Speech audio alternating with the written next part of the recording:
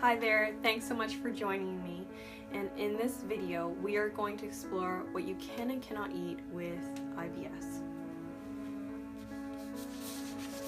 And these are what people are saying and what they're confused about. First question, does gluten cause IBS? No, it does not cause IBS, but gluten is hard to digest, so I do not suggest it. Eventually though, when you do heal your IBS, you can eat gluten, because I eat gluten every now and then throughout the week and nothing happens to me. So that's that. But I do not suggest it while you're healing your IBS. Can I have dairy? Generally no, because it induces inflammation in the bowel. Can you have it raw, soy, or kefir? Wouldn't suggest raw or soy. Kefir, some people can tolerate it. What's good about it is it has a lot of good bacteria. So if you can tolerate small amounts, I would suggest you try and keep a food log and see how your symptoms are. Cold versus warm foods. Generally, when you have cold food, it disrupts the viscera and the sensitive nerves in the stomach, and I wouldn't suggest it. Why warmer food is better is because our bodies are always trying to reach a state of balance and equilibrium. So when it is colder than your stomach is going to work harder to warm it up, and that's going to be harder on your stomach. When it's warmer, it's already there. You've made it easy and effortless for your stomach to process the food. Do you have raw fruit and veggies? So most people are saying, a lot of advice out there is saying yes and no, and it's very confusing. Generally, I do not suggest it, just because if you think about it, our digestive system, it works through breaking food down. So that the first part is a mechanical breakdown, and you use that by chewing it. And so when we're cooking the food really well, we're breaking the cell walls and the structure of the food so that it easily gets absorbed. And most of the time, a lot of us don't chew our food properly. So when you cook it really well, it really helps your irritable bowel digest it a little bit better. Sometimes, for example, if you're having constipation, a papaya smoothie may be very helpful at room temperature. Juicing can be very beneficial too. I don't think that there's anything wrong with a cucumber and celery juice. I think that's okay. Sometimes if you're having too many greens in the juice, it can be really hard on the stomach because it has that really strong bitter taste, and that might hurt your belly. So you might want to watch that one. But really, your best teacher is your body. This is just what I know from going through it myself and what has helped me. People are asking, can I have raw salads? I don't generally suggest it, but I have had sprout salads, and they're a little easier to digest. If you think about it, if they're baby sprouts, it's just easier to break down. You think irritable bowel, you think that your bowel, common sense here, your bowel cannot break down, absorb stuff properly. So what can you do so that things are broken down to help that break down and to absorb it properly? So raw salads, it's okay. I think sprouts are okay just because they're easier to digest. Next question, can I have garlic and onions if they're cooked? So the FODMAPs diet, that's what I call it, the FODMAPS diet. They say big no to this one, but for me, if it was super cooked, it was fine and it didn't do anything. And some other experts are saying that garlic and onions are good because it kills the bad bacteria. So that's something that you have to explore, but I do think small amounts of cooked garlic and onion is not bad if it's super cooked. Raw, I'm not really a big fan of raw food if you have irritable bowel. The FODMAPs diet. So I printed off the FODMAPs diet, and I just wanted to go through a few things that just struck out at me. So generally, for this kind of diet, you want to go low FODMAP, which makes things easier to absorb, and so you have less IBS triggers. That's the whole foundation of this kind of diet. and high FODMAPs is bad. So when I'm looking at high FODMAPs, I see mushrooms and asparagus. I think asparagus is great if you have constipation. If this one says it's bad, I think it's great, and I think it helps the peristalsis, like of it going down, and it really helps if you do have constipation. Mushrooms, I think it's soft, there's soluble fiber in it, but then people are saying that it promotes yeast, so that's really up to you, but that really stuck out at me.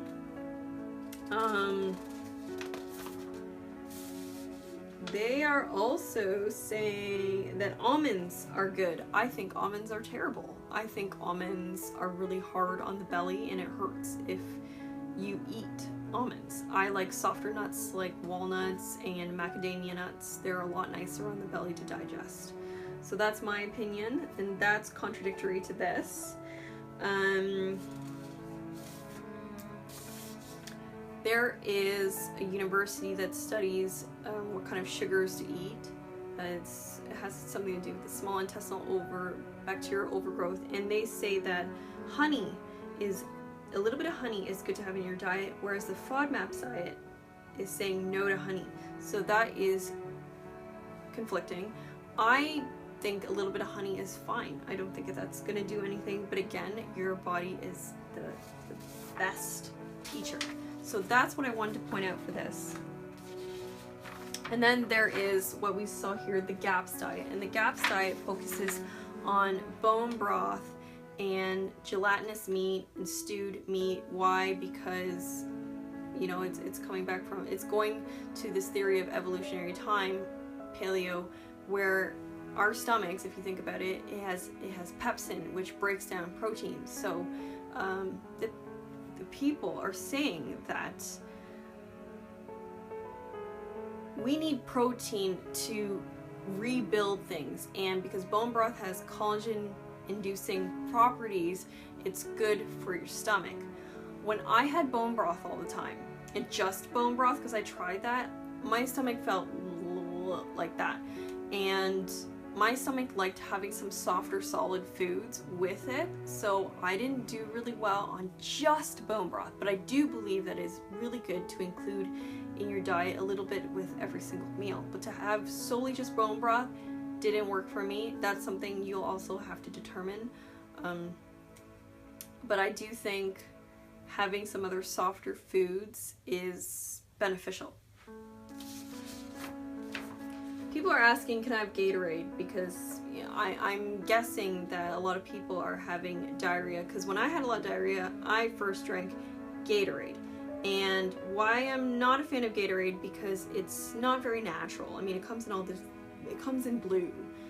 So it has like food coloring and all that stuff in it. I'm not really a fan of that. The FODMAPs diet says no to coconut water, but I do believe that coconut water is a better kind of electrolyte beverage to restore and replenish what's being lost through diarrhea. Or you can have bone broth with, if you add pink salt has a lot of good electrolytes, or it adds that balance back. So that's what I do think. Coffee is a stimulant and it can irritate the bowel. I do not suggest it. It's also diuretic, so it dehydrates you, and you need a lot of hydration, especially if you're losing a lot of water. Next one, can I eat white rice? So Western holistic practice says no to white rice. I say yes to soft, steamed, hot white rice. And perhaps I'm a little bit biased, but I do have a friend who is background totally, I think, Caucasian, Mexican. He's tried brown rice and he loves the white rice. He has history of really bad gut issues and arthritis, leaky gut, all that, and he's finding white rice helps really well, and he's into making congee, which is a rice, like an Asian rice porridge, which I think works really great if you're having an upset stomach. Another person who is vegetarian is asking, can I have vegetable broth? I cannot see why not, especially if it's homemade. I don't think it's bad. Gelatin powder. I never took gelatin powder. I took forms of powder that promotes the sealing, and I never really liked it. I think natural stuff is the way to go, personally. But if you find a natural source of gelatin powder and it works for you, your body is the best teacher. I think maybe why not, right? Why I thought this comment was really interesting. Bone broth for 3 meals, walk in nature, and taking a bath. Who's got time for that? Are you giving advice for people with normal IBS? And why I wanted to address this comment is because people, if you are not going to have the intention to put your healing your IBS first, then you're gonna go through major consequences and it's going to become chronic. So people who do, you know, put it on the side, they end up later in their life getting other problems and becoming among a huge and growing part of the population that is having chronic disorders because they decided to ignore their health. So I believe in putting self-care first. I had to take some time off work when I healed my stomach issues, and I believe it was the best thing they've ever done for myself, and it has changed my life. So I do think it is so important to put you first. And that is all. And I know that was really confusing, so I made a special gift for you. It is the shopping list for IBS, and it is available in the next video. You can download in the next video, so make sure to get that because I include an integrated holistic approach that kind of takes together all these schools of thought with nutrition in there and what's worked for me. So valuable, worth so many hours of research and standing in grocery aisles. So make sure to get it for yourself, and I'll see you in the next video. Bye now. Hey there, just in case you forgot, I made a wonderful video series for you to help you heal your IBS, so make sure to watch that and I'll see you there. Bye.